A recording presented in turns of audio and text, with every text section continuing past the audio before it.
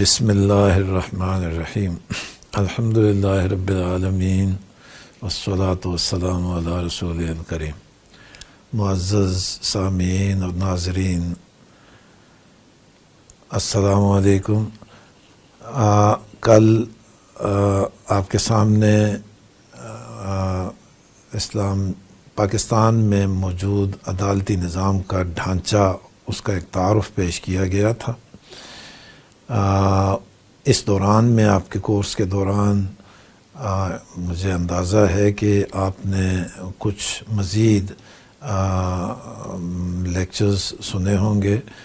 جس میں مروجہ قانون کی تشریح، آئین پاکستان کی دفعات اور اس قسم کی مزید موضوعات جو قانون سے آگاہی کے لیے ضروری ہیں، اس پہ مختلف سیشن ہو چکے ہیں۔ آج ہم ایک بہت ہی اہم حصے کی طرف چلیں گے جس میں دیوانی عدالتوں میں دیوانی مقدمات کو مختلف مراحل سے گزر کر فیصلے تک پہنچانے کے لیے جو طریقے اختیار کیے جاتے ہیں اس کا ذکر کریں گے۔ دیوانی مقدمات کے بارے میں کل کی تفصیل آ چکی تھی سامنے کہ دیوانی عدالتوں میں کس قسم کے مقدمات ہوتے ہیں۔ زن زمین کے مقدمات، مالک و کرایہ دار کے درمیان تنازعات، میاں بیوی کے درمیان مقدمات، بچوں کی گارڈین شپ کے مقدمات، اور اسی طرح سے کسی کے فوت ہونے کے بعد اس کے سکسیشن سرٹیفکیٹ یا سرٹیفکیٹ جانشینی کے جیسے معاملات، یہ سارے کے سارے دیوانی عدالت کے اختیار میں آتے ہیں اور انہی دیوانی مقدمے کہتے ہیں۔ اور جو یہ مشہور ہے کہ بعض مقدمات بڑا طول کھینچتے ہیں، بڑا لمبے عرصے تک جاتے ہیں، کئی دہائیاں اس میں گزر جاتی ہیں، تو وہ بدقسمتی سے وہ جتنی باتیں ہیں وہ سارے دیوانی مقدموں کے بارے میں مشہور ہیں، کیونکہ دیوانی مقدموں میں بڑا لمبا عرصہ گزرتا ہے انہیں تکمیل تک پہنچانے کے لیے۔ تو اس کے لیے ہم اس کی جو ضروری حصے ہیں اسے ہم تفصیل سے ذرا دیکھیں گے۔ اس سے پہلے ہم یہ دیکھتے ہیں کہ ہمیں دیوانی مقدمات کو چلانے کے لیے جو طریقہ کار ہے اس کے لیے متعلقہ قوانین کون سے ہوں گے۔ پہلے ہم وہ دیکھ لیتے ہیں۔ اس میں 3 قوانین ہمارے پیش نظر رہیں گے۔ سب سے پہلے مجموعہ ضابطہ دیوانی یا سول پروسیجر کوڈ، یہ پریکٹیکلی وہ قانون ہے جو 1908 سے بنا اور آج تک چل رہا ہے، اور جس کے اندر ایک تفصیل کے ساتھ ایک سٹیپ کو تفصیل کے ساتھ بیان کیا گیا ہے کہ کیسے دعویٰ دائر کیا جائے گا، کیسے اس میں فریقین کو اطلاع ہوگی، کس طریقے سے اس میں جواب آئیں گے، کس طریقے سے اس پہ شہادتیں ریکارڈ کی جائیں گی، کس طریقے سے اس پہ بحثیں ہوں گی، درمیان میں درخواستیں آئیں گی، ان کا ان کو کس طریقے سے نمٹایا جائے گا، اور مختلف قسم کے اور مراحل جس کے ذریعے فریقین کو اپنا نقطہ نظر واضح کرنے کے لیے مکمل موقع مل سکے،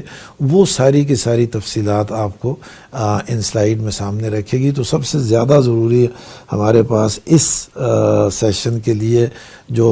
قانون ہے وہ سول پروسیجر کوڈ یا مجموعہ ضابطہ دیوانی ہے۔ جو اس کے ساتھ دوسرا قانون ہے وہ لمیٹیشن ایکٹ ہے، یہ بھی 1908 کا ہے، اور لمیٹیشن ایکٹ میں بنیادی طور پر ہر قسم کے دعویٰ کرنے کے لیے میعاد مقرر ہے کہ فلاں قسم کا دعویٰ آپ کر سکتے ہیں تو اس کے لیے اتنا ٹائم ہے، فلاں قسم کا دعویٰ کرتے ہیں تو اس کے لیے اتنا وقت ہوگا، اور اگر اس سے گزر جائے گا تو وہ زائد المیعاد ہو جائے گا، اور اس میں شاید ریلیف حق ہونے کے باوجود فیصلہ حق میں نہیں آئے گا، ریلیف نہیں مل سکے گا۔ تو اور اس کے ساتھ قانون میعاد میں ہم اسے دوسری جگہ پہ ذکر کریں گے کہ جب کوئی ایک عدالت فیصلہ کر لیتی ہے تو اس فیصلے کے خلاف اگلی عدالتوں میں چارہ جوئی کرنے کے لیے بھی وقت مقرر ہے. تو اگر وہ میعاد کے اندر درخواست دے دی جائے یا اپیل کر لی جائے تو پھر تو اس پہ غور کیا جا سکتا ہے، لیکن اگر اس میں تھوڑی سی کوتاہی ہو جائے تو پھر زیادہ تر حالات میں وہ کوتاہی بہت نقصان دہ ثابت ہوتی ہے. اس لیے قانون میعاد کو سامنے رکھنا دیوانی مقدمات کے لیے بہت ضروری ہے، دیوانی مقدمہ دائر کرنے کے لیے بھی اور دیوانی مقدمے میں اپیل وغیرہ کرنے کے لیے بھی. پھر ہمارے پاس جو تیسرا حصہ اس میں آتا ہے وہ ہے قانون شہادت. قانون شہادت ہمارے پاس دو حصوں میں چلا. ایک ایویڈنس ایکٹ 1872 1872 کا ایک قانون ہوتا تھا جو چلا، جو عدالتوں میں 1872 سے لے کے 1984 تک چلتا رہا. 1984 میں ایک قانون شہادت آرڈر آیا، پریزیڈنشل آرڈر کے ذریعے، صدارتی حکم کے ذریعے ایک قانون نافذ کیا گیا، اور اس کے اندر کچھ ایسی باتیں جو پہلے والے قانون میں نہیں تھیں، جن کی ضرورت تھی وہ شامل کی گئیں، اور کچھ چیزیں ایسی تھیں جس میں اسلامی نقطہ نظر سے جو خامی نشاندہی کی گئی تھی مختلف عدالتوں نے یا مختلف دانشوروں کی طرف سے، ان خامیوں کو بھی دور کیا گیا اور اس قانون کو ایک قسم کا ری رائٹ کر کے 1984 میں اسے دوبارہ نافذ کیا گیا. تو یہ اب اس وقت جو عدالتوں میں قانون چل رہا ہے یہ قانون شہادت آرڈر 1984 ہے. تو اس کے لیے بھی درمیان میں تھوڑا سا ذکر کریں گے. جو اس حد تک کہ جہاں تک عدالت کے اندر شہادتیں قلم بند کی جاتی ہیں تو اس کے لیے کیا کیا لوازمات ہوتے ہیں یا اس کے اندر کیا احتیاطیں اختیار کرنی ضروری ہوتی ہیں. تو ان تین قوانین کو سامنے رکھتے ہوئے اب ہم چلتے ہیں کہ دیوانی مقدمہ دائر کرنے کے لیے سٹیپس کیا لیے جائیں. اب اس کے لیے دو قسم کے سٹیپس ہیں. ایک وہ چیزیں دیکھنی ہیں جو دعویٰ دائر کرنے سے پہلے ہیں، جہاں آپ نے تیاری کرنی ہے کہ میں نے دعویٰ کرنا ہے، یا کسی مدعی نے تیاری کرنی ہے کہ ہم نے دعویٰ دائر کرنا ہے کسی اپنے حق کی داد رسی کے لیے. تو وہ کیا قدم اٹھائے گا، کیا تیاری کرے گا، کہیں ایسے نہ ہو کہ وہ دعویٰ دائر کر دے اور پتہ چلے کہ یہ غلط جگہ پہ آ گیا ہے یا یوں دعویٰ نہیں ہونا چاہیے تھا. تو پہلے اس سے دیکھ لیتے ہیں کہ دعویٰ دائر کرنے سے پہلے کن چیزوں کی ضرورت ہے. سب سے پہلے یہ دیکھنا پڑے گا کہ ہم دعویٰ دائر کریں گے کہاں. مطلب ہے پورے پاکستان میں ایک آدمی کہہ سکتا ہے کہ میں اسلام آباد میں رہتا ہوں، لیکن میں دعویٰ دائر کرنا چاہتا ہوں کسی کے خلاف لاہور میں، یا میں جیکب آباد میں دعویٰ دائر کرنا چاہتا ہوں، یا میں پشاور میں، کہیں بھی. تو اگر کسی جگہ دعویٰ دائر کرنا ہے تو دعویٰ کس جگہ چل سکتا ہے وہی دعویٰ ہے. وہ ممکن ہے وہ ایک عدالت میں کہیں کہ جی ہمارے علاقائی جو اختیار سماعت ہے اس میں یہ چیز نہیں آتی، لہٰذا آپ غلط جگہ پہ آ گئے ہیں، آپ دوسری جگہ پہ چلے جائیں. تو پہلے تو یہ تعین کرنا ضروری ہوتا ہے کہ دعوے کے لیے کون سا مقام بہتر ہے. اس کے لیے سول پروسیجر کوڈ میں کچھ تفصیل دی گئی ہے، اور اس کے اندر یہ کہا گیا ہے کہ دعویٰ وہاں دائر ہو سکتا ہے جہاں اس چیز کے بارے میں جس کے بارے میں مقدمہ چلنا ہے اس کا جو معاہدہ ہوا. اب فریقین فرض کریں ایک آدمی اسلام آباد کا رہنے والا ہے، ایک کراچی میں رہنے والا ہے، لیکن اگر ان کا معاہدہ ہوا ہے کہیں پشاور میں بیٹھ کے تو بہترین جگہ دعویٰ دائر کرنے کی پشاور ہوگی، کیونکہ وہاں فریقین نے ابتدائی طور پہ ایک معاملات میں سے ایک معاملہ کا معاہدہ کیا. تو اس معاہدے کو نافذ کرنے کے لیے اس کے اندر کوئی کسی کی حق تلفی ہوئی ہے تو اسے حق دلانے کے لیے بھی وہی کی عدالتیں مناسب ترین جگہ ہوتی ہے. دوسری جگہ یہ ہوتی ہے کہ جس چیز کے بارے میں دعویٰ ہے وہ کس مقام پہ ہے. مثلا کسی زمین کے، کسی دکان کے، کسی مکان کے بارے میں اگر کوئی تنازع ہے تو وہ زمین، دکان یا مکان کس جگہ واقع ہے. جس جگہ وہ زمین دکان یا مکان واقع ہے اس جگہ کی عدالت کو اختیار ہے کہ وہ کیس کو سنیں، چاہے معاہدہ کسی اور جگہ پہ بھی ہوا، لیکن اگر معاہدہ پشاور میں ہوا، فریقین دوسرے صوبوں کے رہنے والے ہیں، لیکن اگر وہ پراپرٹی جس پہ جو متنازع ہے، تو اگر وہ پراپرٹی اسلام آباد میں ہے تو پھر اسلام آباد مناسب ترین جگہ ہوگی، کیونکہ اس کے لیے کل کے لیے یہ بھی دیکھنا ہوگا کہ اس پہ عمل درآمد کروایا جائے، وہ جو فیصلہ ہو جائے اس فیصلے پہ عمل درآمد کروانے کے لیے، ڈگری کی اجرا کرنے کے لیے جو عدالت زیادہ مناسب ہوگی وہ عدالت اسلام آباد کی ہوگی، کیونکہ وہ جائیداد اسلام آباد میں موجود ہے۔ اس لیے اس صورت میں اسلام آباد کی عدالت کو بھی اختیار سماعت حاصل ہے اور وہاں بھی کیا جا سکتا ہے۔ تیسری ایک صورت یہ بتائی جاتی ہے کہ جہاں مدعے کی رہائش ہو، مدعی کی رہائش کہیں بھی ہو سکتی ہے، لیکن مدعے جہاں رہائش ہو تاکہ اسے ایک تو تکلیف کم سے کم پڑے، اور دوسری بات یہ ہے کہ کوئی آدمی غیر ضروری طور پہ مقدمہ کرنا چاہتا ہو تو کم از کم مدعے کو تکلیف نہ ہو، زحمت نہ ہو بہت زیادہ، اور دوسری صورت یہ ہے کہ وہاں اس کی تعمیل یا اطلاع بھی پہلے آسانی سے ہو سکتی ہے، اور اگر اس کے خلاف کسی وقت فیصلہ ہو جاتا ہے تو اس فیصلے پہ عمل درآمد کرنا ہے، تو جس عدالت کے اختیار میں یا جس کے دائرہ اختیار میں وہ مدعے رہتا ہے، یا وہ وہاں کاروبار کرتا ہے یا ملازمت کرتا ہے، تو وہاں اس فیصلے کو زیادہ آسانی کے ساتھ نافذ کیا جا سکتا ہے۔ تو سب سے پہلے یہ دیکھنا ہوتا ہے کہ جی کیس کس جگہ کیا جائے۔ ایک چوتھی صورت اس میں یہ بھی ہوتی ہے کہ فرض کریں دو فریق ہیں، ان میں سے دو بھائی ہیں، ان کے درمیان تنازع ہو گیا اپنے والد کی کسی جائیداد کو تقسیم کرنے کے بارے میں، تو اس جائیداد پورے ملک میں پھیلی ہوئی ہے، مختلف صوبوں میں پھیلی ہوئی ہے، تو اس میں پھر یہ ہے کہ مدعی کا اختیار ہوتا ہے کہ وہ ان ساری جگہوں میں جہاں وہ جائیداد موجود ہے ان میں سے کسی ایک جگہ پہ بھی مقدمہ کر دے تو اس عدالت کا اختیار سماعت ہوتا ہے، اور وہ باقی جگہوں کے لیے بھی عدالت فیصلہ کر سکتی ہے۔ یہ الگ بات ہے کہ اس فیصلے پہ عمل درآمد کرنے کے لیے ڈگری کے اس حصے کو اس متعلقہ عدالت کو بھجوایا جائے گا تاکہ وہ اس پر اپنے حدود کے اندر رہتے ہوئے فیصلہ کر سکے۔ تو اچھا، ایک بات اس کے اندر یہ بھی ہے کہ اگر فرض کریں یہ ساری باتیں سننے کے بعد، سامنے رکھنے کے بعد، بہت سارے آپشن ہیں کہ آپ یہ چاروں میں سے کسی ایک طریقے کے مطابق عدالت کا کوئی انتخاب کر سکتے ہیں، لیکن اس میں ایک بات اور بھی دیکھنی ہوگی کہ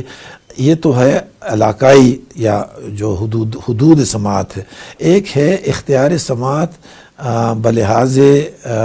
درجہ بندی، کہ کچھ کیسز ایسے ہیں جس میں مثال کے طور پہ حکومت کے خلاف کوئی مقدمات ہیں، تو وہ لازماً ضلع کا جو ہیڈ کوارٹر ہے اس میں وہ تحصیل کے مقام پہ نہیں ہو سکیں گے، کیونکہ حکومت کے زیادہ تر دفاتر ضلعی ہیڈ کوارٹر یا ضلعی صدر مقام پر ہوتے ہیں، اس لیے اس قسم کا دعویٰ لازماً ضلع کے صدر مقام پہ کرنا پڑے گا۔ اور اگر کسی جگہ کوئی مقدمہ ایسا ہو جس کی مالیت ایک خاص لحاظ سے، مثال کے طور پہ 25 لاکھ روپے سے زیادہ کی مالیت ہو مقدمے کی، تو اس قسم کے دعوے کو دائر کرنے کے لیے سول جج درجہ اول کی عدالت میں جا کے، تو اس طرح سے جو سول ججوں کے درجے ہیں ان کے مطابق بھی، اور ساتھ یہ حکومت کے مقدمات، حکومت کے خلاف کیے جانے والے مقدمات میں ضلع کا صدر مقام جو ہے وہ بھی سامنے رکھنا پڑتا ہے۔ تو اس طریقے سے کرتے ہوئے ہمارے پاس بہت سارے آپشن آ جاتے ہیں کہ دعویٰ کہاں دائر کیا جائے، اور اگر ایک سے زیادہ آپشن موجود ہوں تو ان میں مدعی کی مرضی ہے، جہاں اس کے لیے کنوینینٹ ہے وہ کر لے دعویٰ، اور وہ اختیار سماعت کے مطابق ہوگا، اور عدالت اسے اس بنیاد پہ خارج نہیں کرے گی کہ یہ آپ نے غلط جگہ پہ دعویٰ دائر کر دیا ہے، آپ کو کسی اور عدالت کے پاس جانا چاہیے تھا۔ تو پہلی بات تو یہ ہے کہ ہم نے اس جگہ کا تعین کرنا ہوتا ہے کہ جہاں دعویٰ دائر کیا جاتا ہے۔ دوسری بات یہ کرنی ہوتی ہے کہ ہم نے فریقین مقدمہ کن لوگوں کو فریق مقدمہ بنانا ضروری ہے، ان کے بغیر مقدمہ آگے چل نہیں سکتا، یا بعد میں کہیں کمپلیکیشن، بہت پیچیدگیاں پیدا ہوں گی، اس لیے یہ دیکھنا ہوتا ہے کہ کن کے خلاف۔ تو اس کے لیے قانون نے بڑا ہی آسان کیا کہ جس کے خلاف آپ کی دادرسی مطلوب ہے، آپ چاہتے ہیں کہ اس آدمی سے آپ کو حق دلوایا جائے تو وہ تو لازماً فریق ہوگا، لازمی بات ہے، وہ سب سے پہلے نمبر کا فریق ہوگا۔ بعض اوقات ایسے بھی ہوتا ہے کہ اس دعویٰ دائر کرنے والے کے لیے صرف اس آدمی کے علاوہ کچھ اور لوگ بھی ہوتے ہیں جو بھی دعوے میں آ کے ایک قسم کی سپورٹنگ قسم کی بات کر سکتے ہیں، یا ان کے ساتھ تھوڑا تھوڑا وہ کیس ریلیٹڈ ہوتا ہے۔ مثال کے طور پہ کہیں زمین کا تنازع ہے اور اس کے اندر کوئی انتقال درج ہو گیا ہے جس کی بنیاد پر کوئی مدعا یہ کہتا ہے کہ چونکہ فلاں انتقال یا فلاں رجسٹری کی بنیاد پر یہ چیز میں نے خرید لی ہے، اس لیے یہ میری ملکیت ہے، اور مدعی یہ سمجھے کہ وہ خرید غلط ہوئی ہے، تو اس دوران میں وہ نہ صرف اس فریق کو مقدمہ بنائے گا بلکہ اس سرکاری اہلکار کو بھی فریق مقدمہ بنائے گا جس نے وہ رجسٹری تصدیق کی یا جس نے وہ انتقال تصدیق کیا، تاکہ وہ بھی آ کے عدالت میں اپنا نقطۂ نظر بیان کر سکے، تاکہ عدالت کو فیصلہ کرنے میں آسانی ہو۔ ایک اور قسم کے فریق بھی ہوتے ہیں کہ کچھ لوگ ایسے ہوتے ہیں جنہیں مدعی بننا چاہیے تھا، لیکن وہ یا تو مدعی بننا نہیں چاہتے، وہ کہتے ہیں کہ ہم دعویٰ نہیں دائر کرنا چاہتے مدعلے کے خلاف، جو ہو گیا ٹھیک ہے، یا وہ موجود نہیں ہیں اس جگہ پہ، دور ہیں کہیں، اور وہاں سے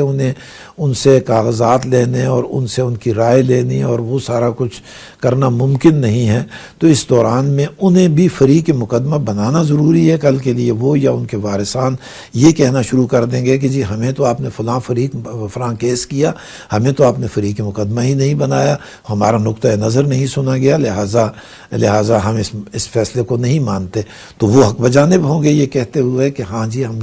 آپ کو تو فریق مقدمہ نہیں بنایا گیا تھا۔ تو اس لیے اس قسم کے لوگوں کو جو مدعی کے زمرے میں ہونے چاہیے تھے لیکن فی الحال یا وہ مدعی بننا نہیں چاہتے یا مدعی بننے کی پوزیشن میں نہیں ہے، وہ اس ملک میں نہیں ہے، یا کسی اور مجبوری کے تحت وہ بطور مدعی کام نہیں کرنا چاہتے، تو انہیں ترتیبی مدعلے کے طور پہ رکھ دیا جاتا ہے تاکہ انہیں بھی اطلاع ملتی رہے کہ جی آپ کا یہ مقدمہ اس طریقے سے فلاں کے خلاف دائر ہوا ہے، اس میں اگر آپ یہ سمجھیں کہ آپ کا نقطۂ نظر مدعی کے نقطۂ نظر سے مختلف ہے تو آپ اپنا نقطۂ نظر بیان کرنے کے لیے اپنا جواب دعویٰ پیش کر سکتے ہیں۔ تو فریقین میں ایک اور ضروری حصہ یہ بھی ہوتا ہے کہ اگر کسی جگہ کسی کو فریق مقدمہ جو لازمی تھا، ایک فریق مقدمہ ہوتا ہے جو ضروری ہیں، لازمی ہیں، ان کے بغیر کیس چل نہیں سکتا، ایک فریق مقدمہ وہ ہوتے ہیں جو مناسب ہوتے ہیں کہ اگر وہ بھی عدالت کے سامنے ہوں تو ممکن ہے عدالت کے لیے فیصلہ کرنا آسان ہوگا، تو چاہے وہ ضروری ہوں چاہے وہ مناسب ہوں، سب قسم کے فریقین کو فریق مقدمہ بنایا جا سکتا ہے، اور اگر کوئی آدمی فریق مقدمہ نہ بنایا گیا اور اس کی ضرورت ہو تو عدالت بعد میں بھی حکم دے سکتی ہے کہ اسے فریق مقدمہ بنا کے مقدمے کی کارروائی اثر نو شروع کی جائے۔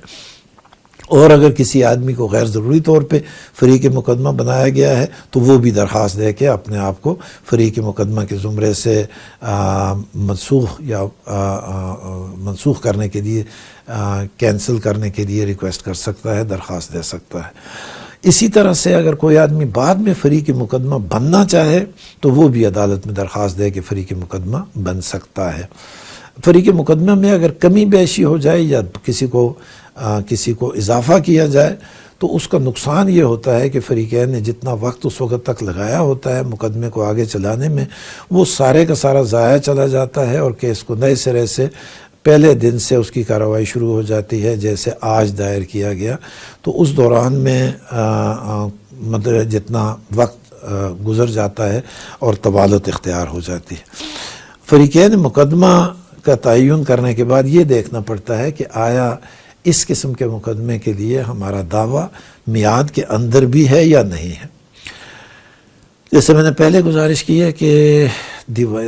دیوانی مقدمات کے لیے لمیٹیشن ایکٹ میں وقت رکھا گیا ہے کہ فلاں قسم کا مقدمہ آپ 1 مہینے کے اندر کر سکتے ہیں، فلاں قسم کے مقدمے کے لیے آپ 1 سال کے اندر کر سکتے ہیں۔ کچھ مقدمات ایسے ہیں جن کے لیے 3 سال کا میعاد ہے۔ مثال کے طور پہ کسی آدمی نے کسی سے قرض لیا اور اس نے وقت مقرر کیا کہ میں 1 جنوری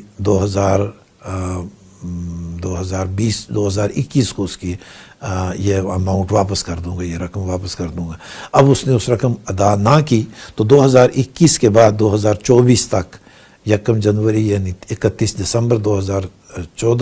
2024 تک اسے اختیار حاصل ہوگا کہ وہ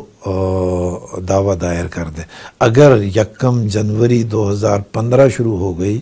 1 جنوری 2025 شروع ہو گئی تو دعویٰ جو پیمنٹ کی تاریخ مقرر تھی اس سے 3 سال گزر گئے. 2021 سے 2022 تک 1 سال، 22 سے 23 تک دوسرا، اور 23 سے 24 تک تیسرا سال جب مکمل ہو جائے گا تو 1 جنوری 2024 سے وہ دعویٰ زائد المیعاد سمجھا جائے گا. یہ 25 کا لفظ جو اس سے پہلے استعمال ہو گیا وہ غلط ہے. 2024 کی 1 جنوری کو یا اس کے بعد یہ دعویٰ زائد المیعاد سمجھا جائے گا کیونکہ 3 سال کا عرصہ مکمل ہو گیا ہے. تو اس دوران میں مدعی یہ کہہ سکتا ہے کہ ہاں میں نے یہ قرض لیا تھا، یہ درست ہے کہ میں نے یہ قرض ادا نہیں کیا، لیکن عدالت میرے خلاف فیصلہ اس لیے نہیں کرتی کہ اس آدمی کا دعویٰ زائد المیعاد ہے، یہ وقت کے اندر نہیں آ سکا. تو اگر وقت کے اندر کسی چیز کا علاج نہ کیا جائے تو وہ نقصان دہ ثابت ہو سکتی ہے. ایک بات یہاں یہ بھی ذہن میں رکھنے والی بات ہے کہ اگر کسی جگہ دعویٰ زائد المیعاد ہو گیا تو اس کا مطلب یہ ہوتا ہے کہ اس کے لیے مدعی عدالت میں جا کر دعویٰ دائر نہیں کر سکتا. البتہ عدالت میں اس کا حق اپنی جگہ پہ برقرار رہتا ہے. کسی اور طریقے سے وہ رقم اس آدمی کے حق میں یا وہ جائیداد اس مدعی کو مل جائے تو وہ کہہ سکتا ہے کہ میں نے اپنے جو حق ہے وہ اس میں سے وصول کر لیا ہے اور باقی آپ کی چیز ہے وہ آپ مجھ سے واپس لے لیں. مطلب اس کا حق سوخت نہیں ہوتا، البتہ دعویٰ دائر کرنے کا حق جو ہے نا وہ ضائع ہو جاتا ہے. تو یہ 3 چیزیں بنیادی طور پر دیکھنی ہوتی ہیں کہ دعویٰ ہم نے دائر کرنا ہے. تو اس کے لیے ہمیں وہ نہ ہو کہ دعویٰ دائر کرنے کے بعد رکاوٹ آئے، پہلے سے تیاری کر لی جائے. اب اس کے بعد ہم نے عرضی دعویٰ تیار کرنا ہے. عرضی دعویٰ یعنی پلینٹ. عرضی دعویٰ کے اندر ایک مدعی اپنے پورے کے پورے واقعات کو تفصیل سے بیان کرتا ہے اور اس کے اندر یہ لکھتا ہے، مطلب ہے وہ اتنی تفصیل کے ساتھ ہونا چاہیے کہ جو بھی اس کے اندر متعلقہ حقائق ہیں وہ اس کے اندر اس کا حوالہ بھی مل جائے تاکہ اس کا جواب دیا جا سکے اور اس کے جواب دینے پر کیس کا فیصلہ کیا جا سکے. اس کے اندر یہ بھی لکھنا ہے کہ ہمارا یہ حق کیسے بنا اور کب اس پہ مخالفت ہوئی، ہماری مخاصمت یعنی ہمارے درمیان جو اختلاف یا تنازع پیدا ہوا وہ ابتدائی طور پہ کب پیدا ہوا اور آخر میں جا کے کب پیدا ہوا، تاکہ اس سے عدالت کو یہ سہولت ملے گی کہ وہ میعاد کو دیکھ سکتی ہے کہ آیا دعویٰ اندر میعاد ہے یا زائد المیعاد ہو چکا ہے. اس کے ساتھ یہ بھی لکھنا ہوتا ہے کہ یہ ہم نے دعویٰ اس عدالت میں کیوں کیا، عدالت کا اختیار سماعت کس حد تک ہے اور اس مقدمے کی مالیت سماعت کے لحاظ سے کتنی ایک ہونی چاہیے تاکہ وہ یہ دیکھا جائے کہ وہ عدالت کے اختیار سماعت والی مالیت والے دائرے کے اندر آتا ہے یا نہیں آتا. یہ باتیں عرضی دعوے میں لکھ لی جاتی ہیں. عرضی دعویٰ جب پیش کیا جاتا ہے تو عدالت اس کی ایک ابتدائی سماعت کرتی ہے. ابتدائی سماعت کا مقصد بنیادی طور پر صرف یہی ہوتا ہے کہ یہ دیکھا جائے کہ یہ بجائے اس کے کہ مقدمہ چل پڑے، 1 سال 2 سال 4 سال گزر جائیں اور پتہ چلے کہ جی ایک آدمی غلط جگہ پہ آ گیا ہے، یہ ایک آدمی کا دعویٰ ہو نہیں سکتا تھا یا اس کے اندر کوئی فریقین میں کوئی کمی بیشی کرنے کی ضرورت ہے. تو اس قسم کی ابتدائی ٹیکنیکل قسم کی باتوں کو جانچنے کے لیے ایک ابتدائی سماعت ہوتی ہے جس میں عام طور پہ مدعی یا مدعی کا وکیل عدالت کے سامنے پیش ہوتا ہے اور عدالت اس سے 2-4 سوال کرنے کے بعد اور جو عرضی دعوے کے ساتھ لگے ہوئے دستاویزات ہیں انہیں غور کرنے کے بعد اس بات پہ فیصلہ کرتی ہے کہ آیا یہ دعویٰ آگے چل سکتا ہے، ہمارے اختیار سماعت میں ہے بھی یا نہیں، اور اگر ہے تو اس کے لیے کیا طریقہ اختیار کیا جائے، اس پہ آگے سماعت کا کون سا طریقہ اختیار کیا جائے، اور اگر اس میں کوئی کمی ہے، کوئی کورٹ فیس نہیں دی گئی یا کوئی دستاویزات نہیں دی گئیں یا کوئی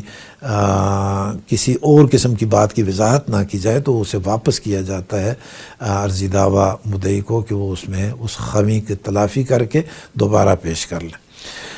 جب ابتدائی سماعت میں عدالت اس نتیجے پہ پہنچ جائے کہ ہم اس کیس کی سماعت کرنے کا اختیار رکھتے ہیں اور مناسب ہے بادی النظر میں یہ کیس بنتا ہے تو عدالت دوسرے فریق کے لیے سمن جاری کرتی ہے۔ سمن عدالت کی طرف سے ایک اطلاع نامہ ہوتا ہے جس میں دوسرے فریق کو اطلاع دی جاتی ہے کہ آپ فلاں تاریخ کو عدالت میں پیش ہو جائیں۔ عام طور پر سمن کے ساتھ عرضی دعویٰ کی نقل لگی ہوتی ہے تاکہ فریق جس کے پاس وہ سمن جاتا ہے اسے پتہ ہو جائے کہ میرے خلاف یہ مقدمہ ہوا، یہ کس بنیاد پہ ہوا، اور میں نے اس کا جواب تیار کرنا ہے تاکہ وہ اگلی تاریخ پہ عدالت میں پیش ہو کر اپنا نقطہ نظر بیان کرنے کے لیے جواب دعویٰ تیار کروا سکے۔ تو سمن بنیادی طور پر دو قسم کے ہوتے ہیں، کچھ ہوتے ہیں کہ جس میں پہلی ہی تاریخ پہ کیس کا فیصلہ کیا جا سکتا ہے۔ جی ہاں، دیوانی مقدموں میں ہمارے سول پروسیجر کوڈ میں ایسے طریقے موجود ہیں جس میں پہلی یا زیادہ سے زیادہ دوسری تیسری تاریخ پر مقدمے کی سماعت، مقدمے کا فائنل فیصلہ دیا جا سکتا ہے، لیکن باقی معاملات ایسے ہوتے ہیں جن میں تنقیح طلب قسم کے امور ہوتے ہیں، ان میں گواہیاں ریکارڈ کرنی ہوتی ہیں تو اس کے لیے باقاعدہ وقت دیا جاتا ہے۔ تو دو قسم کے سمن ہیں، ایک پہلی تاریخ پر اس سمن میں یہ لکھا جاتا ہے کہ اس میں ہم پہلی یا اس سے بعد اگلی تاریخ پہ اس کیس کا فیصلہ کر لیں گے، لہٰذا آپ اپنی پوری دستاویزات اپنی پوری شہادت کے ساتھ اگلی تاریخ پہ پیش ہو جائیں تاکہ ہم اسی تاریخ پر اس کا فیصلہ کر سکیں۔ اور اگر امور تنقیح طلب ہوں تو پھر اس کے لیے کہا جاتا ہے کہ آپ اس دوسرے سمن کے ذریعے اسے بتایا جاتا ہے کہ یہ تاریخ ہے آپ کے لیے، اس تاریخ پہ آپ پیش ہو جائیں۔ مدعلے کو اطلاع کرنے کے لیے مختلف طریقے ہوتے ہیں۔ پہلے تو یہ ہوتا تھا کہ ایک پیادہ یا جو سمن کو پہنچانے والا سرکاری اہلکار ہے وہ جاتا تھا، وہ اگر بتا دے کہ وہ فریق نہیں مل رہا ہے یا وہ تعاون نہیں کر رہا تو پھر ایک طریقہ ہوتا تھا کہ آپ سٹیپ 2 لیں اور اس کے دروازے پہ چسپاند کریں، سٹیپ 3 لیں، اخبار میں اشتہار دیں، اس قسم کی چیزیں اب آسانی ہو گئی ہے۔ اب تقریباً سارے اس قانون میں ترمیم ہو کر اب آسان سی یہ بات کہی گئی ہے کہ عدالت جب سمن جاری کرے تو سمن عدالت کے ذریعے بھی، اہلکار کے ذریعے بھی جاری ہو، وہ ڈاک خانے کے ذریعے بھی جاری ہو، وہ کوریئر سروس کے ذریعے بھی جاری ہو، اور وہ چسپاندگی کے اصول کے ساتھ بھی جاری ہو کہ تو پہلی ہی دن پہ رجسٹری لفافہ بھی ساتھ چلا جاتا ہے۔ تو اگر کسی ایک طریقے سے سمن کی وصولی کی اطلاع نہیں ملتی تو کسی دوسرے طریقے سے سمن کی وصولی کی اطلاع مل جاتی ہے عدالت کو، اور تاریخ پہ عدالت اس بات پہ پہنچ سکتی ہے کہ فریق کو اطلاع ہوئی ہے یا نہیں ہوئی۔ اگر وہ ہوئی ہے تو وہ حاضر ہوا ہے تو اس کی کارروائی آگے چل جاتی ہے اور اس کی حاضری لگا دی جاتی ہے۔ اگر وہ تعمیل نہیں ہوئی تو اس کے لیے مزید کارروائی کی جاتی ہے، اور اگر تعمیل ہوئی ہے اور وہ نہیں آیا تو اس کے خلاف یک طرفہ کارروائی کی جاتی ہے۔ تو اگر وہ تعمیل نہیں ہوئی تو پھر اگلا سٹیج ہوتا ہے کہ اب اخبار میں اشتہار دیں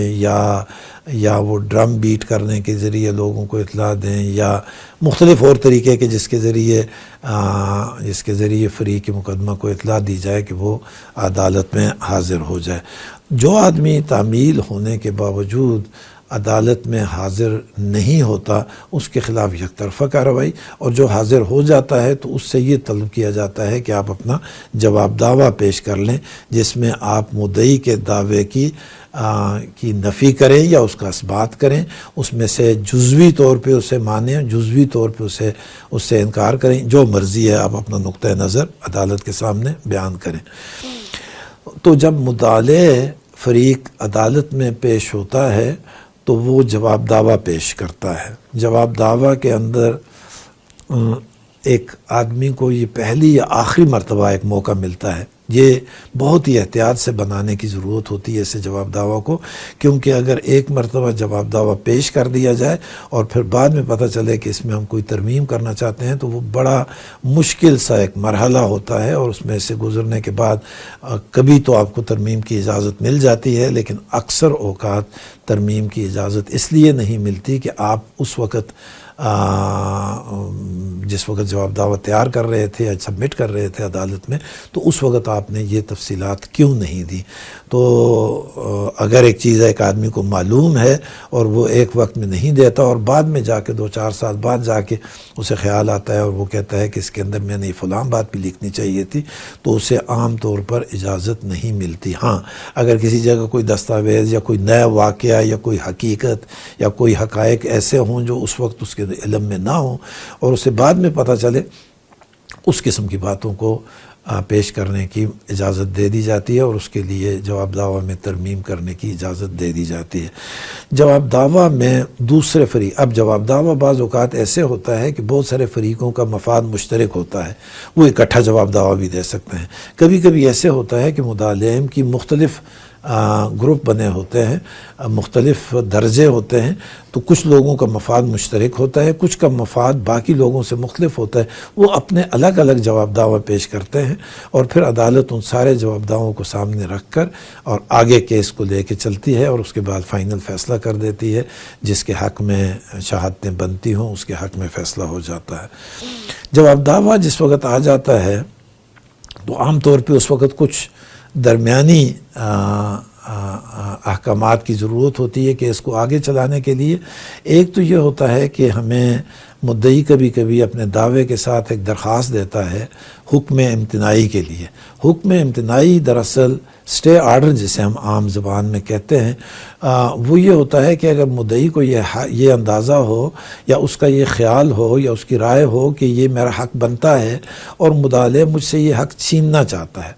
تو اسے یہ خدشہ ہوتا ہے کہ جب تک میں عدالت میں جاؤں گا اور عدالت دوسرے فریق کو بلائے گا اور اس کے بعد اس پہ کوئی کارروائی ہوگی، اس وقت تک کہیں میرا وہ مقصد فوت نہ ہو جائے، وہ چیز ضائع نہ ہو جائے یا وہ حق مجھ سے چھن نہ جائے۔ مثال کے طور پہ کوئی بلڈنگ کھڑی ہے، کوئی آدمی آ کے اس میں سے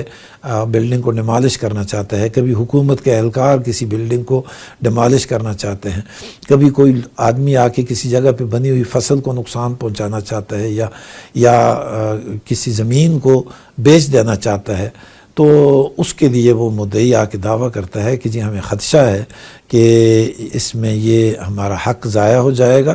اور ہمیں مقدمے کی طوالت مزید بڑھ جائے گی کیونکہ ہم نے نئے سرے سے دعویٰ کرنا پڑے گا، لہٰذا اس میں حکم امتناعی جاری کیا جائے اور ایک اسٹے آرڈر کے ذریعے فریق مخالف کو منع کیا جائے کہ وہ ایسا کوئی کام نہ کرے جو مدعی کے فریق کو نقصان پہنچائے، مدعی کے حق کو نقصان پہنچائے۔ اب اس کے لیے عدالت کے پاس ایک طریقہ ہوتا ہے کہ حکم امتناعی عارضی، جب پہلے دن دعویٰ دائر کیا تو سمن جاری کرنے کے ساتھ ہی عدالت اس تاریخ پر ایک حکم امتناعی بھی جاری کر سکتی ہے کہ فی الحال یہ کام کریں۔ فرض کریں کسی جگہ کوئی آدمی ایک مکان تعمیر کر رہا ہے اور وہ کسی ایسے جگہ پہ تعمیر کر رہا ہے جس کے بارے میں مدعی کو یہ اندازہ ہو یا اس کا خیال ہو کہ یہ جگہ اس کی ملکیت ہے اور اس کے اوپر کوئی دوسرا آدمی آ کے مکان تعمیر کر رہا ہے،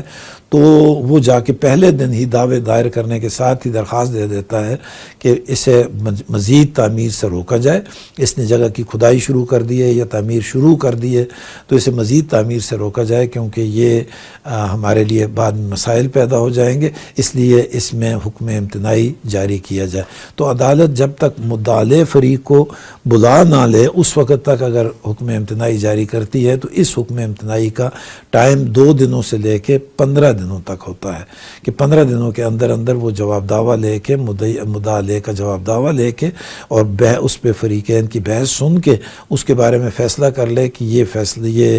حکم امتناعی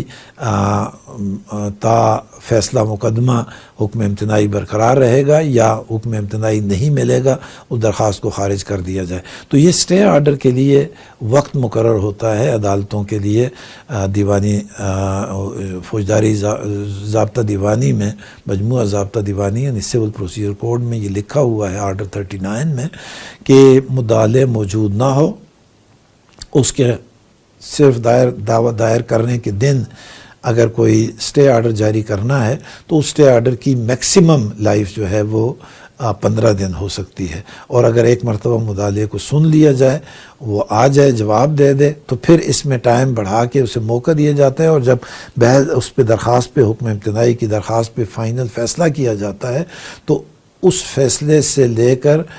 6 مہینوں تک وہ حکم امتناعی چلتا ہے. 6 مہینوں کے اندر پھر اس قسم کے مقدمات جس میں عدالت نے حکم امتناعی جاری کیا ہوا ہوتا ہے اس کے لیے پھر ضروری ہوتا ہے کہ وہ اس کیس کو 6 مہینے کے اندر اندر فیصلہ کر لے، تاکہ یہ نہ ہو کہ 6 مہینے بعد حکم امتناعی تو ختم ہو جائے اور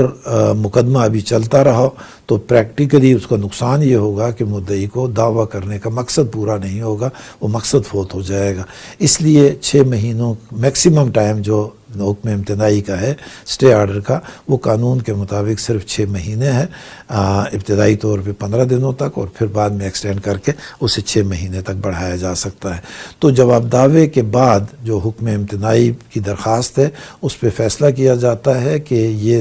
یہ حکم امتناعی برقرار رہے گا جو عارضی جاری ہوا ہے، یا یہ ختم کر دیا جائے گا، اور اگر وہ برقرار رہے گا تو وہ 6 مہینوں تک رہے گا. اور ایک ہوتا ہے حکم امتناعی دوامی. یہ جس وقت ایک مقدمے کا فائنل فیصلہ ہوتا ہے تو اس وقت لکھا جاتا ہے کہ یہ مدعی کا حق ہے اور مدعلے کو قطعاً یہ حق نہیں ہے، اور یہ دوامی طور پہ اس بات سے منع کیا جاتا ہے کہ وہ اس میں مداخلت کرے. تو وہ حق کو تسلیم کرتے ہوئے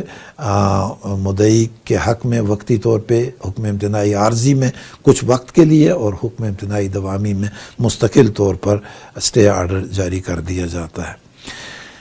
ایک اور ضروری بات وہ ہے کمیشن کی تقرری، کہ بعض اوقات عدالت کو کوئی فریقین میں سے کوئی ایک فریق یہ درخواست دیتا ہے کہ کچھ واقعات ایسے ہیں جن کے لیے موقع کو دیکھنا یا موقع کا ملاحظہ بہت ضروری ہے، اس کے بغیر کیس کا فیصلہ یا کیس کو سمجھنا مشکل ہوگا. تو اس کے لیے عدالت کمیشن مقرر کرتی ہے کسی مناسب آدمی کو. اگر کسی جگہ کوئی تعمیر ہو رہی ہے اور اس کی موجودہ پوزیشن کو دیکھنی ہے تو عام طور پہ عدالت اس کے لیے کسی وکیل کو یا کسی انجینئر کو کمیشن مقرر کرتی ہے کہ وہ جا کے موقع پہ دیکھ لے کہ اس وقت کیا کام ہو رہا ہے اور اس وقت کا سٹیج کیا ہے، تاکہ اسٹے آرڈر کے بعد اگر وہاں سے کوئی مزید کام ہوا تو اس اسٹے آرڈر کی خلاف ورزی ہوگی اور اس میں کارروائی کی جا سکتی ہے. اسی طرح اگر کہیں کوئی فریقین کے درمیان کوئی جھگڑا، کوئی تنازع اس قسم کا ہو جس میں کوئی ریکارڈ چیک کرنے کی ضرورت ہو، کوئی اکاؤنٹس چیک کرنے کی ضرورت ہو، تو اس کے لیے کسی اکاؤنٹنٹ کی مدد لی جاتی ہے اور اسے کہا جاتا ہے کہ وہ موقع پہ جا کر دیکھ لے کہ ریکارڈ چیک کر کے اور اس میں اکاؤنٹس کے اندر سے فیصلہ کر لے کہ اس کا کتنا حق بنتا ہے اور موجودہ پوزیشن کیا ہے. تو کمیشن مختلف قسم کے ہوتے ہیں. یہ فریقین کی باہمی رضامندی کے ساتھ بھی ہو سکتا ہے، کسی ایک فریق کی درخواست پر بھی ہو سکتا ہے، اور بغیر فریق کی درخواست کے عدالت اپنی مرضی سے بھی بعض اوقات بعض حالات کو یا بعض مواقع کو دیکھنے کے لیے کمیشن کا تقرر کرتی ہے. اور یہ کمیشن ایک خاص وقت کے اندر وہ سارا جو ذمہ داری اس پہ ڈالی جاتی ہے اسے پورا کرنے کے بعد عدالت میں ایک رپورٹ پیش کرتی ہے، اور یہ شہادت کے طور پر عدالت ریکارڈ کی فائل کے اوپر رکھتی ہے، جسے شہادت کے طور پہ فیصلہ کرنے میں استعمال کیا جاتا ہے. اس کے بعد جواب دعویٰ ملنے کے فوراً بعد ایک کام جو کیا جاتا ہے وہ یہ کہ عرضی دعویٰ میں اور جواب دعویٰ، چاہے جواب دعویٰ ایک ہے یا ایک سے زیادہ ہے، ان کے اندر یہ دیکھا جاتا ہے کہ فریقین کے درمیان متنازع امور ہیں کیا کیا. ان کی جہاں مدعی نے کوئی دعویٰ کوئی کلیم کیا ہوا ہے اور مدعی نے اس کی نفی کی ہوئی ہے، اسے تنقیح نمبر 1 یا اسے تنقیحات میں لکھ لیا جاتا ہے کہ یہ مدعی نے یوں کلیم کیا ہے، مدعی نے انکار کیا ہے، اس کا ثابت کرنا ہے. کسی جگہ پہ مدعی نے کوئی کلیم کیا ہوتا ہے اور مدعی نے ایک بات کے بارے میں ایسا اس نے بیان دیا ہوتا ہے اپنے عرضی دعویٰ میں کہ جس سے جواب دعویٰ کے درمیان تضاد پیدا ہو جاتا ہے، تو جواب دعویٰ میں وہ بات پہلی مرتبہ آئی ہوئی ہوتی ہے اور مدعی نے اسے انکار کیا ہوا ہوتا ہے، تو اس کے لیے بھی تنقیح وضع کی جاتی ہے کہ ہم اس ایشو کو دیکھیں گے کہ آیا اس کا حق مدعی کا بنتا ہے یا مدعی کا بنتا ہے. اور تنقیحات جب جتنے بھی امور کا ذکر ہوتا ہے، چاہے وہ قانونی اعتراض لگائے گئے ہیں، چاہے وہ واقعاتی اعتراض لگائے گئے ہیں، ان سب کو سامنے رکھتے ہوئے دونوں فریقوں کی طرف سے جو عرضی دعویٰ اور جواب دعویٰ پیش ہوا ہے اس کے مطابق تنقیحات وضع کی جاتی ہیں، اور تاکہ اس کے بعد یہ فیصلہ کیا جا سکے کہ ہم نے کن معاملات پر شہادتیں پیش کرنی ہیں اور کن کن معاملات پر فیصلہ کرنے میں الگ الگ ایشوز پہ جب فیصلہ ہو جائے گا تو پھر اکٹھا فیصلہ کرنا عدالت کے لیے زیادہ آسان ہوگا۔ اس تنقیحات وضع کرنے کے ساتھ ساتھ عدالت یہ بھی کہتی ہے کہ جی بار ثبوت کس پہ ہوگا۔ اگر مدعی نے کوئی کلیم کیا ہے اور مدعلے نے انکار کیا ہے تو پھر اس کا بار ثبوت مدعی پہ ہوتا ہے۔ مدعی جب اپنی طرف سے اتنی شہادت پیش کر دے کہ وہ اس کی ذمہ داری پوری ہو جائے اور وہ بار ثبوت منتقل ہو جائے مدعلے کی طرف، تو پھر مدعلے کی ذمہ داری بنتی ہے کہ وہ اپنے بار ثبوت اپنی طرف سے اس کا جواب یا تردیدی شہادت پیش کرے۔ اسی طرح سے اگر کوئی چیز ایسی ہے جس کا بار ثبوت مدعلے پہ لگایا گیا ہے تو اس کے لیے مدعلے کو یہ اختیار حاصل ہوتا ہے کہ وہ اپنی شہادت پیش کرے اور اس شہادت کے ذریعے وہ اپنے کلیم کو ثابت کرنے کی کوشش کرے، اور اگر وہ اپنا بار ثبوت منتقل کرنے میں کامیاب ہو جائے تو بار ثبوت پھر مدعی پہ منتقل ہو جاتا ہے اور وہ اس کے لیے تردیدی شہادت پیش کر کے نقطۂ نظر کو وضاحت کر سکتا ہے تاکہ عدالت کے لیے دونوں فریق کی رائے سامنے آ جائے اور اس کے مطابق عدالت کو فیصلہ کرنے میں آسانی ہو۔ تنقیحات وضع کرنے کے بعد فوری طور پر عدالت حکم دیتی ہے کہ 7 دنوں کے اندر اندر دونوں فریق یا جتنے بھی فریقین مقدمہ ہیں وہ اپنے اپنے نقطۂ نظر کو ثابت کرنے کے لیے گواہوں کی فہرستیں عدالت میں پیش کریں، اور اس کے اندر یہ بھی بتایا جائے کہ وہ کن امور پہ شہادت دیں گے، اور ساتھ یہ بھی بتایا جائے کہ آیا ان گواہوں کو مدعی یا مدعلے فریق اپنے ساتھ خود لے کے آئیں گے یا ان کے لیے عدالت کی مدد ضرورت ہوگی، عدالت کے ذریعے انہیں طلب کرنا ضروری ہوگا۔ جن کی عدالت کے ذریعے طلبی ضروری ہوگی ان کے لیے باقاعدہ عدالت کی طرف سے سمن جاتا ہے اور اس پہ گواہ کو طلب کیا جاتا ہے، اور جو فریق خود کہے کہ میں اپنے ساتھ لے کے آتا ہوں تو وہ اپنے ساتھ اپنے گواہوں کو لے کے آتا ہے اور عدالت میں اس کے بیان ریکارڈ کیے جاتے ہیں۔ فہرست گواہان کے بعد ہمارے پاس ایک بہت ہی اہم حصہ آتا ہے جو عدالت کو فیصلہ کرنے میں آسانی فراہم کرتا ہے، اور وہ ہے گواہی، شہادت۔ انتہائی ضروری سب سے پہلا کام یہ ہوتا ہے کہ مدعی کو کہا جاتا ہے کہ آپ اپنی شہادت پیش کریں۔ شہادت مختلف قسم کی ہوتی ہیں، اس میں زبانی شہادت بھی ہوتی ہے، اس میں دستاویزی شہادت بھی ہوتی ہے، اس میں بعض اوقات بنیادی شہادت بھی ہوتی ہے، بعض اوقات ثانوی شہادت بھی ہوتی ہے۔ تو جو بھی اس کے پاس گواہی موجود ہے وہ گواہی عدالت میں پیش کرنا ضروری ہوتا ہے ایک فریق کے لیے، مدعی فریق کے لیے، اور مدعی فریق اپنی گواہی پیش کرتا ہے، خود پیش ہوتا ہے یا اس کا کوئی نمائندہ پیش ہو کے پہلے بیان دیتا ہے، پھر اس کے ساتھ جتنے بھی اس کے گواہ ہیں جو اسے سپورٹ کرنے والے ہیں، اس میں زبانی گواہوں کا بیان ہوتا ہے، اس کے اندر جو سرکاری بیان ہوتے ہیں جن میں کہیں کوئی ریکارڈ وغیرہ کو چیک کرنا ہوتا ہے یا اس کی نقلیں لگانی پڑتی ہیں فائل پہ، انہیں بلانا پڑتا ہے، وہ ان کے بیان ہوتے ہیں، اور مدعی کے ہر گواہ کا جو بیان ختم ہوتا ہے تو بیان تو ہو جاتا ہے، اس پہ دوسرے فریق کو اعتراض کو موقع ملتا ہے کہ وہ اس پہ جرح کرے۔ جرح کے ذریعے وہ اس گواہ کے بیان کے اندر سے مختلف قسم کے سوالات اٹھا کر جرح کرنے کے سوالات کے ذریعے وہ اسے مجروح کر دیتا ہے کہ اس کی گواہی میں فلاں قسم کی کمزوری ہے، فلاں غلط بیانی ہے، فلاں بات کسی دستاویز کے ساتھ ٹکراؤ کرتی ہے، فلاں گواہی فلاں گواہ کے بیان کے ساتھ ٹکراؤ کرتی ہے۔ تو اس قسم کے وہ یا اس آدمی کا کردار اس طرح سے نہیں ہے کہ یہ قابل تسلیم ہو اس کی گواہی، اس قسم کی ساری جو اعتراض ہیں وہ دوسرے فریق کی طرف سے، یعنی مدعلہم، اور اگر مدعلے ایک سے زیادہ ہوں تو ہر مدعلے کی طرف سے الگ الگ جرح کر کے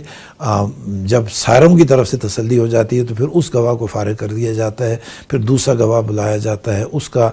ابتدائی بیان لیا جاتا ہے، پھر اس پہ جرح کرنے کا موقع دیا جاتا ہے، پھر اس پہ جرح ختم ہو جاتی ہے، پھر تیسرے گواہ کو بلاتے ہیں، اور اس طرح سے جس وقت مدعی کی ساری شہادت ختم ہو جائے تو ایک بیان آ جاتا ہے کہ جی میں نے لسٹ میں تو بہت سارے لوگ لکھے تھے لیکن فلاں گواہوں کو میں نے ترک کر دیا ہے، فلاں گواہوں کو میں نے پیش کر دیا ہے، اور اب میری طرف سے یہ شہادت مدعی ختم ہے۔ تو جب شہادت مدعی ختم ہوتی ہے تو اس کے بعد اگلی تاریخ پر شہادت مدعلے کا وقت آتا ہے، جس میں یہ یہ کہا جاتا ہے کہ مدعلے چاہے وہ ایک ہے تو اپنے گواہی پیش کرے، چاہے وہ ایک سے زیادہ ہیں اور وہ ان کے مفادات بھی مخالف ہیں ایک دوسرے سے، تو وہ اپنے اپنے نقطۂ نظر کو بیان کرنے کے لیے گواہی پیش کرے۔ مدعلے کی گواہی الگ ریکارڈ کی جاتی ہے مکمل طور پہ، بالکل اسی طرح سے جس طرح مدعی کے سارے گواہوں کے بیانات لکھے جاتے ہیں اور ان پہ جرح کی جاتی ہے، اسی طرح سے مدعلے کے بھی سارے گواہوں کے بیانات لکھے جاتے ہیں اور ہر گواہ پر مدعی کی طرف سے جرح ہوتی ہے، اور آخر میں جا کے مدعلہم کے بیان مدعلہم کی طرف سے ایک بیان آتا ہے کہ اب مدعلہم کی شہادت بند کی جاتی ہے، ختم ہو گئی ہے، اور مدعلہم کی شہادت ختم ہونے کے ساتھ مقدمے میں گواہی لینے کا سارا حصہ کمپلیٹ ہو جاتا ہے، اور اب یہ کیس فیصلہ کرنے کی پوزیشن میں ہوتا ہے اور اب اس پہ فیصلہ کیا جا سکتا ہے۔ اس میں ایک بنیادی سی بات اور بھی، جو اس دن والے سیشن کے بارے میں کچھ سوالات بھی آئے تھے درمیان میں، کہ جب چونکہ اسلامی نقطۂ نظر سے یا اسلامی طریقہ کار کے مطابق بینہ وہ صرف مدعی کی ذمہ داری ہوتی ہے اور مدعلے صرف حلف کے ذریعے اپنی طرف سے تردید کر سکتا ہے، تو یہاں چونکہ دونوں فریقوں کی طرف سے گواہی پیش کرنا اسلامی طریقہ کار کے مطابق مناسب نہیں نظر آتا۔ تو اس کی ایک وجہ یہ ہے کہ ایک تو ہمارے پاس وقت گزرنے کے ساتھ ساتھ معاملات اتنے پیچیدہ ہو گئے ہیں کہ کوئی ایک مقدمہ آتا ہے تو اس کا مطلب صرف یہی نہیں ہے کہ مدعی ایک سادہ سا بیان دیتا ہے کہ میرا یہ حق بنتا ہے اور مدعلے اسے یا قبول کرتا ہے یا انکار کرتا ہے، اور قبول کرنے کی وجہ سے اس کے حق میں فیصلہ ہو جاتا ہے اور انکار کرنے کی وجہ سے مدعی کو گواہی پیش کرنا اور نہیں تو مدعلے پہ حلف آتا ہے۔ چونکہ آج کل کا زمانہ اس طرح سے آ گیا ہے کہ اس میں کسی ایک مقدمے کی یا ایک کلیم کی بہت جہتیں ہوتی ہیں، تو مدعی کہتا ہے کہ یہ میرا حق تو بنتا ہے، مدعلے کہتا ہے یہ آپ کا حق اس لیے نہیں بنتا کہ اس کے اندر یہ وجہ بھی ہے، یہ وجہ بھی ہے، یہ وجہ بھی ہے۔ تو اس میں کچھ چیزیں ایسی ہوتی ہیں جہاں مدعی کے کلیم کو وہ مسترد کرتا ہے، کوئی جگہ ایسی بھی ہوتی ہیں جہاں وہ کاؤنٹر کلیم کرتا ہے کہ جی یہ آپ کی یہ چیز میرے ذمے تو واجب الادا ہے، لیکن میری فلاں چیز آپ کے ذمے واجب الادا ہے، جب وہ ہوگی تو یہ آپ اس میں ایڈجسٹ کر جائیں گے یا میرا آپ کے ذمے کلیم زیادہ بن جائے گا۔ تو اس طرح سے صرف ایک سائیڈ پہ شہادت اور دوسری سائیڈ پہ حلف دینا عملی طور پہ آج کل تھوڑے سے مسائل پیدا کرتے ہیں، لہٰذا جو طریقہ کار رائج ہے اس کے مطابق دونوں فریق یا جتنے بھی فریق مقدمہ ہوں وہ سارے اپنی اپنی شہادت عدالت میں پیش کرتے ہیں، گواہ پیش کرتے ہیں، ان پہ جرح ہوتی ہے۔ ایک بات اس کے اندر یہ بھی ضروری ہے کہ جب شہادت پیش کی جاتی ہے تو اس کے ذریعے ایک فریق اپنا نقطۂ نظر عدالت کے سامنے بیان کرتا ہے، تو اگر حلف دینے کا جو طریقہ ہوتا ہے وہ اسلام میں تو منکر یا انکار کرنے والے پر تو حلف لازم آتا ہے، اور وہ حلف اٹھا لے تو مسئلہ حلف کے مطابق فیصلہ ہو جاتا ہے۔ موجودہ طریقہ کار جو ہے اس کے اندر چاہے وہ پاکستان کا نظام ہو چاہے وہ مغربی نظام میں کوئی بھی طریقہ ہو، کوئی فریق دوسرے فریق کو حلف کی ایک پیشکش کر سکتا ہے کہ ہم مقدمہ چلانے کی بجائے اگر یہ فریق چاہے وہ مدعی مدعلے کو حلف دے یا مدعلے مدعی کو حلف دے کہ اگر یہ فلاں فریق میرا مخالف فریق ان الفاظ میں یا اس طریقے سے حلف اٹھا لے تو میں اپنے مطالبے سے دستبردار ہو جاؤں گا۔ تو اگر مدعی نے یہ کہہ دیا اور مدعلے نے اس قسم کی حلف اٹھا لیے تو مدعی کا دعویٰ خارج ہو جاتا ہے۔ اگر مدعلے نے مدعی کو کوئی آفر دی اور مدعی اس کے مطابق وہ اس پیشکش کو قبول کر کے حلف اٹھا لیتا ہے تو مدعی کے حق میں فیصلہ ہو جاتا ہے، کیونکہ مدعلے نے اسے حلف دلوایا۔ اور ایک مرتبہ حلف کے مطابق کوئی فیصلہ ہو جائے تو اس پہ کسی قسم کی کوئی اپیل نہیں ہوتی، وہ فیصلہ قطعی اور فائنل ہو جاتا ہے۔ شہادت مدعی دونوں فریقوں کی شہادت ختم کرنے کے بعد اس کے دوران میں یہ بھی ذکر کر لیں کہ جو درمیان میں نے بات کی کہ دونوں فریقوں میں سے جس کے پاس جو بھی دستاویز ہو یا جس دستاویز پہ وہ اعتماد کرنا چاہتا ہے تو وہ اسے پیش کرتا ہے ذاتی طور پر یا اپنے گواہوں کے ذریعے، یا اگر وہ اس کے پاس یا اس کے زبانی گواہوں کے پاس موجود نہیں ہے یا کسی سرکاری اہلکار کے پاس یا کسی اور ادارے کے پاس موجود ہے تو وہ اس کے کسی نمائندے کو بطور گواہ پیش کر کے انہیں کہہ سکتا ہے کہ وہ اس دستاویز کی مصدقہ نقل عدالت میں پیش کریں، اور وہ عدالت کی مثل پر اس کا حصہ بن جاتی ہے، اور یہ دستاویزی شہادت کے طور پہ فائل کا حصہ رہتی ہے، اور اسی کی بنیاد پر باقی شہادتوں کو سامنے رکھتے ہوئے فیصلہ کیا جاتا ہے۔ اور جو دستاویزی شہادت نہیں ہوتی وہ زبانی شہادت ہوتی ہے، جو بھی ایک آدمی اپنی بیان کرتا ہے زبانی طور پہ یا اس کا کوئی گواہ کوئی بیان کرتا ہے اسے زبانی شہادت کہا جاتا ہے۔ اور یہ تھوڑی دیر پہلے بات یہ ہو چکی ہے کہ گواہ اگر جس وقت عدالت میں پیش ہوتا ہے، چاہے وہ فریق مقدمہ ہو چاہے وہ اس کا سپورٹنگ گواہ ہو، وہ جس وقت بھی پیش ہوتا ہے تو وہ آ کے پہلا حلف اٹھانے کے بعد بیان کرتا ہے، اور وہ بیان ابتدائی بیان سمجھا جاتا ہے، اور اس پہ دوسرے فریق کو اختیار ہوتا ہے کہ وہ اس پر کراس ایگزامینیشن کرے، یعنی جرح کرے، اور جرح کر کے وہ اس بیان کے اندر سے کوئی ایسی تضادات یا ایسے کمزوریوں کی نشاندہی کرے جس کی وجہ سے ان کے حق میں فیصلہ ہو سکتا ہو اور اس شہادت کو رد کیا جا سکتا ہو۔ اس کے علاوہ یہ تو ہم ریگولر طریقے سے کیس میں چل رہے ہیں، لیکن درمیان میں یہ ہوتا ہے کہ مختلف موقعوں پہ مختلف قسم کی درخواستیں دی جاتی ہیں فریقین کی طرف سے۔ کبھی مدعی کی طرف سے درخواست دی جاتی ہے کہ میرے عرضی دعوے میں کوئی کمی رہ گئی ہے، میں اس میں مزید ترمیم کر کے نیا حصہ شامل کرنا چاہتا ہوں۔ کبھی وہ کہتا ہے مجھے دعویٰ واپس کرنے کی اجازت دی جائے، اس کے اندر کوئی خامی رہ گئی ہے، میں اسے پورا کر کے دوبارہ نئے سرے سے دعویٰ کروں گا۔ کبھی وہ کہتا ہے کہ مجھے فریق میں کسی فریق کا اضافہ کرنے کی ضرورت ہے یا کسی کو ہٹانے کی ضرورت ہے، فریق مقدمہ بنانے سے اسے نکالنے کی ضرورت ہے۔ کبھی وہ کہتا ہے کہ میں نے اپنے گواہوں کی فہرست میں یا گواہ مزید کوئی گواہ اضافہ کرنا۔ اس قسم کی مدعی کو جب بھی کسی جگہ کوئی ضرورت کیس کے چلنے کے دوران محسوس ہوتی ہے، وہ اس چیز کو پیش کرنے کے لیے عدالت میں متفرق درخواست دیتا ہے کہ مجھے اس کی اجازت دی جائے،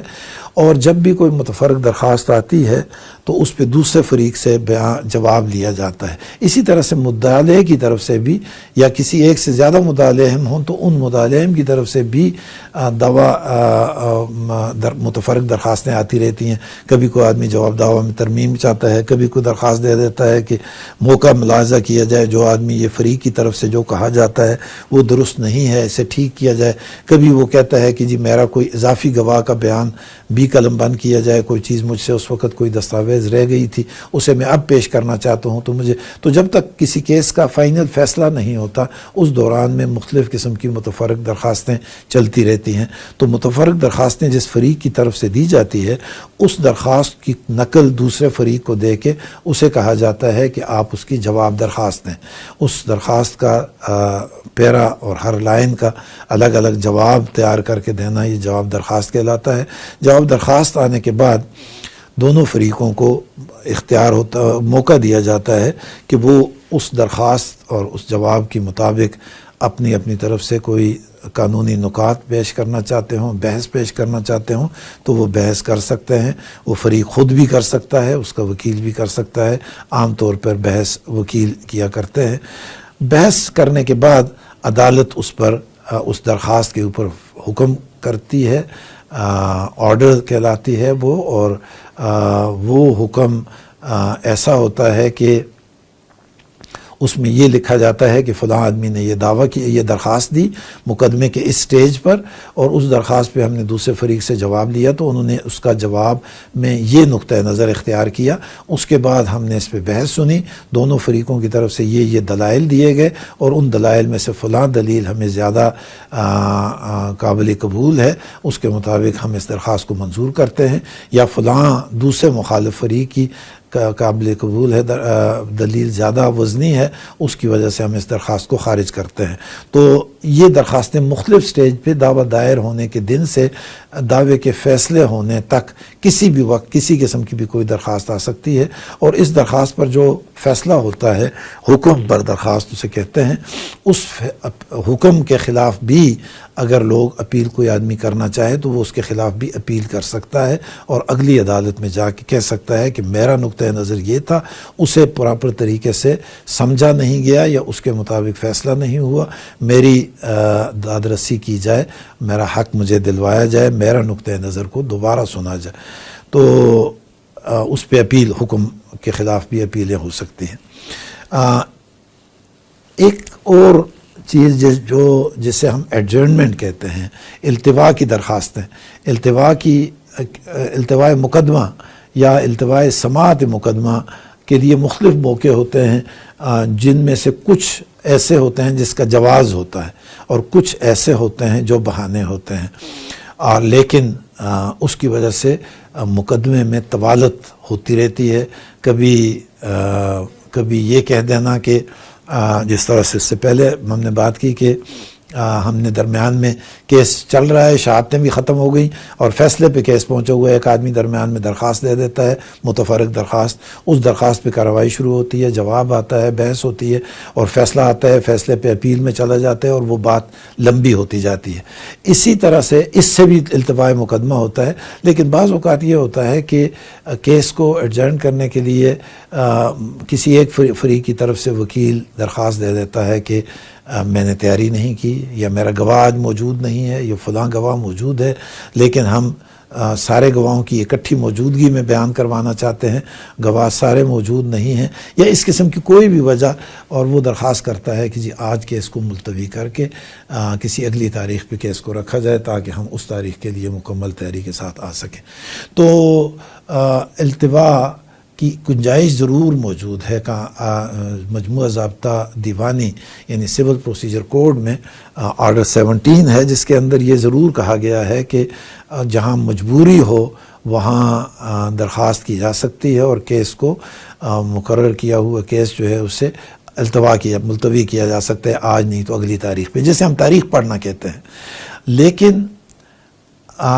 کچھ پابندیاں وہاں ہیں کہ اگر ایک مرتبہ شہادت شروع ہو گئی ہے تو اس شہادت میں اگر التوا کی کوشش ہوگی تو وہ شہادت آج سے کل، کل سے پرسوں، ایک ایک دن کی تاریخیں پڑیں گی، لیکن ہمارے ہاں مجبوری کیسوں کی جو مقدمات کی تعداد کی زیادتی ہے اور وکلاء حضرات کی مصروفیت ہے، اس کی وجہ سے بعض اوقات یہ ممکن نہیں ہوتا کہ آج کے کیس کو کل پہ منتقل کیا جا سکے، کیونکہ کل کے لیے آلریڈی پہلے سے بہت سارے کیس رکھے ہوتے ہیں، اور اگر کل کے لیے اس دن کے کیس ٹرانسفر ہو جائیں تو کل والا کام پھر رک جائے گا، اس لیے وہ تاریخ لمبی پڑتی ہے۔ تو جب بھی کیس آج اس میں تاریخ تبدیل ہوتی ہے تو اسے التواء مقدمہ یا التواء سماعت مقدمہ کہتے ہیں۔ ایک بات اور کہتے ہیں کہ عدالت ہر تاریخ پر، کبھی کبھی کچھ لوگ کہتے ہیں جی آج کیا تھا، تاریخ کے لیے ہم گئے تھے اور جی کچھ بھی نہیں ہوا، جی اب صرف تاریخ ہو گئی۔ اب صرف تاریخ نہیں ہوتی، عدالت ہر تاریخ پر جس وقت عدالت کی فائل کا ایک حصہ ہوتا ہے جس کے اندر عرضی دعویٰ، جواب دعویٰ، درخواستیں اور شہادتیں رکھی ہوتی ہیں، ثبوت سارے کے سارے، ایک حصہ اس کا ہوتا ہے جس کے اندر عدالت اپنے آرڈرز لکھتی ہے، اسے آرڈر شیٹ کہتے ہیں۔ اس کے اندر 4 باتیں عدالت ضرور لکھتی ہے کہ آج کیس میں سماعت تھی، فریقین میں سے کون کون حاضر ہوا، آج کی تاریخ کس مقصد کے لیے رکھی گئی تھی، آج ہم نے اس میں کیا کارروائی کی، اور اگر ہم نے اگلی تاریخ تک کیس کو ملتوی کیا ہے تو اس کی وجہ التوا کیا ہے، اور چوتھی بات اس میں آ جاتی ہے کہ نیکسٹ تاریخ کون سی ہے اور اس تاریخ پہ کیا کام کیا جائے گا،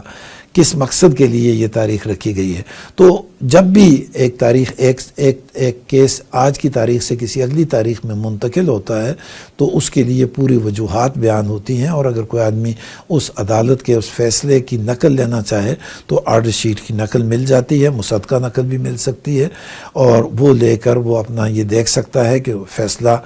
حالات کے مطابق ہوا ہے یا نہیں ہوا۔ اگر کوئی آدمی یہ سمجھے کہ وہ فیصلہ مناسب نہیں ہوا تو وہ اس آرڈر کے خلاف، جس کے ذریعے یہ کیس بدل کے اگلی تاریخ میں گیا، اس کے خلاف بھی اپیل کر سکتا ہے۔ جب یہ حصہ ختم ہو جاتا ہے تو پھر پورے مقدمے پر بحث ہوتی ہے، اور یہ فائنل آرگومنٹس کہلاتی ہیں. کسی ایک عدالت میں جس میں کیس کی سماعت ہوئی، جو ٹرائل کورٹ ہے، سول جج کی عدالت ہے، چاہے وہ سول جج دیوانی مقدمہ سن رہا ہے، چاہے وہ فیملی کورٹ کا کیس سن رہا ہے، چاہے وہ رینٹ کنٹرول کا کیس سن رہا ہے، جو بھی کیس کر رہا ہے، اس میں جب ساری گواہیاں مکمل ہو جائیں، درخواستیں ساری سن لی جائیں، فیصلہ ہو جائیں، تو پھر پورے کیس پر مقدمے پہ بحث ہوتی ہے. دونوں فریقوں کو یا ایک سے زیادہ فریق اگر ہوں تو ہر فریق کو یہ اختیار حاصل ہوتا ہے کہ وہ اپنی طرف سے اپنے وکیل کے ذریعے بحث کرے، یا خود ذاتی طور پہ بحث کرے، یا تحریری طور پر اپنی طرف سے بحث پیش کر دے. اس بحث کو سامنے رکھتے ہوئے اور فائل پر جتنے واقعات آ چکے ہیں اور جتنی شہادتیں جمع ہوتی ہیں، اس کے بعد عدالت ایک فیصلہ سناتی ہے، اور یہ فیصلہ ججمنٹ کہلاتا ہے، اور جس میں پورے وجوہات بیان کی جاتی ہیں کہ فلاں نقطے پہ ہمارے ان گواہیوں کی بنیاد پہ ہمارا خیال یہ ہے کہ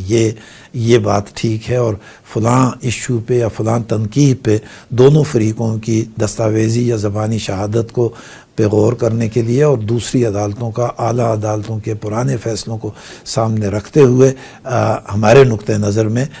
اس تنقیح کا یہ فیصلہ ہونا چاہیے. اور پھر ان ساری تنقیحات کے فیصلہ کرنے کے بعد آخر میں فیصلے کی آخری جو حصہ ہوتا ہے، جہاں مقدمے کے بارے میں قطعی فیصلہ کیا جاتا ہے، وہ ڈکری کہلاتا ہے. انگریزی میں اسے ڈکری کہتے ہیں، فرمان، اور اردو میں اسے ہم ڈگری لکھتے ہیں. تو یہ فیصلہ وہ وجوہات ہوتی ہیں جس میں تفصیلی واقعات اور تفصیلی دلائل کا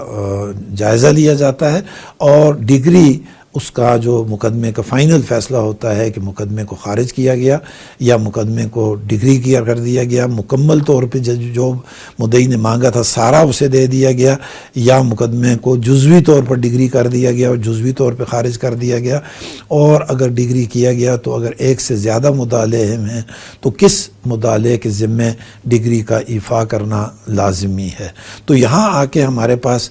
دیوانی مقدمے کی سماعت کا جو ابتدائی حصہ ہے وہ ختم ہو جاتا ہے. پہلی عدالت جو اپنی طرف سے ٹرائل کرتی ہے وہ ٹرائل یہاں کمپلیٹ ہو جاتی ہے، لیکن دیوانی مقدمہ یہاں ختم ہوتا نہیں ہے. یہ اس کا ایک حصہ ختم ہوا، جو ابتدائی درجہ ہے وہ ختم ہوا، دیوانی مقدمے کا پہلا سٹیپ ختم ہوا. اب اس کے بعد اگر ایک آدمی سمجھے کہ یہ فیصلہ، چاہے وہ مدعی سمجھے کہ میرے حق میں ڈگری ہونا چاہیے تھا، میرے کیس کو خارج کر دیا گیا، یا جزوی ڈگری کر دیا گیا، باقی کلیم میرا خارج کر دیا گیا، تو مدعی اس کے خلاف اپیل کر سکتا ہے. مدعی یہ سمجھے کہ ہمارے خلاف مقدمہ، ہمارے خلاف مدعی کے حق میں جو فیصلہ کیا یہ غلط ہوا، تو وہ اس کے خلاف بھی اپیل کر سکتا ہے. ان اپیلوں کی 3 قسمیں ہوتی. ایک تو یہ ہوتا ہے کہ جہاں ایک آدمی کو قانون یہ دیتا ہے موقع کہ آپ اس قسم کے حالات میں ان حالات میں آپ کا حق ہے کہ آپ اگلی عدالت میں جا کر اپیل کریں، تو پھر تو وہ اپیل کر سکتا ہے. یا کہیں قانون یہ بھی اختیار دیتا ہے کہ اگر آپ اپیل نہیں کرنا چاہتے تو آپ نظر ثانی کریں. نظر ثانی میں اور اپیل میں ایک فرق یہ ہے، نظر ثانی ریویو ہے، اپیل ہے. نظر ثانی میں یہ ہے کہ آپ اسی عدالت کو درخواست دیتے ہیں کہ جی آپ نے جو فیصلہ کیا، چاہے وہ درمیان میں کوئی آرڈر پاس کیا یا چاہے وہ فائنل فیصلہ کیا، آپ نے اس کے اندر کوئی قانونی غلطی کی، کوئی اہم چیز تھی، کوئی قانونی لغزش ہوئی، کوئی کمزوری ہوئی، اور کسی چیز کو آپ نظر انداز کر دیا جس کی وجہ سے آپ کا فیصلہ انصاف پر مبنی نہیں ہے، تو آپ سے درخواست کی جاتی ہے کہ آپ اپنے فیصلے پہ نظر ثانی کریں. نظر ثانی کرنے کے لیے اسی عدالت میں جانا ضروری ہے. اپیل کرنے کے لیے اس سے ایک درجہ اوپر والی عدالت میں جانی ضروری ہے. جس طرح سے ہم نے کہا تھا کہ سول جج کے فیصلے کے خلاف اپیل ڈسٹرکٹ جج کے پاس، یا ڈسٹرکٹ جج آگے تقسیم کر دے گا تو کسی ایڈیشنل ڈسٹرکٹ جج کے پاس اس کی اپیل جاتی ہے. تو اپیل کے دوران اپیل ایک مدعی کا حق ہے، وہ دوسری عدالت میں یا اس سے اوپر والی عدالت میں فیصلے کو چیلنج کرتے ہیں کہ یہ فیصلہ درست نہیں ہوا، ہمارے ساتھ زیادتی ہوئی ہے، ناانصافی ہوئی ہے. جبکہ نظر ثانی میں اسی عدالت کو کو درخواست کی جاتی ہے کہ آپ اپنے فیصلے میں ترمیم کر لیں، اس کے اندر کچھ چیزوں میں کوئی بڑی گلیئرنگ قسم کی غلطی ہوئی ہے، کوئی غیر قانونی کام ہوا ہے، یا کسی قانونی نقطۂ نظر کو آپ نے نظر انداز کر دیا ہے۔ ایک تیسری صورت اس کے درمیان میں آتی ہے اور وہ ہے نگرانی۔ اپیل اور نظر ثانی میں ایک فرق یہ بھی ہے کہ اگر ایک آدمی نے اپیل اور نظر ثانی دونوں کا اسے اختیار تھا اور اس نے نظر ثانی کی درخواست دے دی، تو یہ نہیں ہے کہ نظر ثانی کے فیصلہ کرنے کے بعد وہ اس کے خلاف اپیل کرے گا۔ نظر ثانی اور اپیل دونوں میں سے کوئی ایک کو چوز کرنا ہے۔ اگر ایک آدمی نے اپیل کر دی تو وہ نظر ثانی نہیں کر سکتا، اور اگر ایک آدمی نے نظر ثانی کی درخواست دے دی تو وہ اپیل نہیں کر سکتا۔ نگرانی ایک بالکل